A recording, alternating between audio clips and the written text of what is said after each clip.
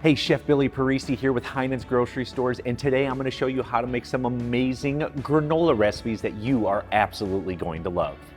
This month, August 2019, represents the 50-year anniversary of Woodstock. That's right, that huge music fest held in upstate New York, jam-packed with people, and this recipe is inspired from that event. If you've ever researched the food situation at Woodstock, it was bleak, my friends. They hired a group of people who had no experience running concession stands. I have no idea why. So pretty much food was at a big time shortage. They were selling hot dogs, price gouging them because they were running out, and people started to get upset. Well, believe it or not, the people that were in charge of the security detail at Woodstock on the last morning started to serve everybody granola. They called it breakfast in bed for hippies. Super cool and funny, great story. So I figured, in light of granola in Woodstock, let's make our own, and it's way easier than you may have thought. To start, we're gonna make a really huge base granola and then separate it from there and make some individual ones, but it does all start with this base recipe. What we're gonna do first is add in some oats, followed up with some ground cinnamon, a little bit of vanilla extract, some canola oil, or you can use an avocado oil or another healthy oil. And then for some sweetness, we're gonna add in some maple syrup, and last but not least, some honey. Go ahead and mix that together completely using a spoon until all ingredients are combined, and then we're gonna simply measure out 4 to 5 cups and set it right on a cookie sheet tray that's lined with parchment paper. Using that same spoon, go ahead and spread it out so that it's evenly flat all across the sheet tray.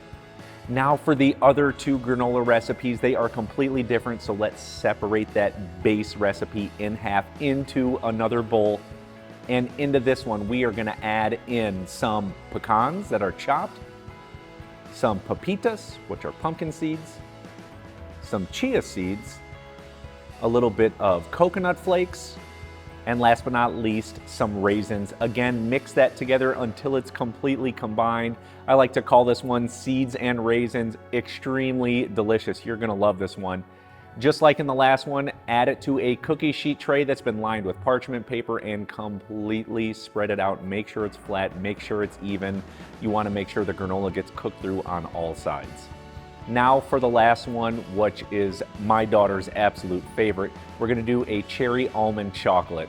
So with the remaining base granola recipe that we have, we are gonna add in some sliced almonds, a little bit of roughly chopped dried cherries. Go ahead and mix that together completely. Again, on a sheet tray lined with parchment paper, spread it out, make it even. From here, we're going into the oven on 275 degrees. It's gonna take in between 45 and 50 minutes for this granola to cook. After it's in there, we do wanna come back every 15 minutes just to make sure all the ingredients are combined and being cooked evenly. Again, every 15 minutes for the whole 45 to 50 minute cooking process. When it's all said and done, take it out. It smells awesome in here. You are going to love it. And remember that cherry and almond. After letting it cool for about 5 minutes, we're just gonna add some of the chocolate chips right to the top. It's okay if they melt a little, no big deal. And from here, we're gonna let it completely cool, which only takes about 20 minutes or so, and then we're going to serve them up. You can simply serve it plain. I like to sometimes serve some of the granola up with a little bit of yogurt and fresh fruit, or just keep it traditional in a cereal with a little bit of milk or almond milk and some more fresh berries. Boom, we are finished. Let's for sure try this out. Such easy recipes, such awesome recipes. You saw how easy it was to make, and probably my favorite thing about making homemade granola is that I can customize it and put in whatever I want to, making it my own. One of the really cool things about granola is that it can last up to 2 months, so you can eat this for breakfast forever. And while doing it, remember all those 400,000 people who got to eat granola and watch all the amazing bands at Woodstock. One quick other thing, if you love those sort of cluster clumps of granola, I know I do, let it sit at room temperature for an additional 20 minutes. But for now, we've got a ton of amazing granola to eat. Be sure to get all these ingredients from your favorite Heinen's grocery stores, and of course, hit up Heinens.com. We've got some awesome recipes there. I'm gonna get into some of this granola. We'll see you all later.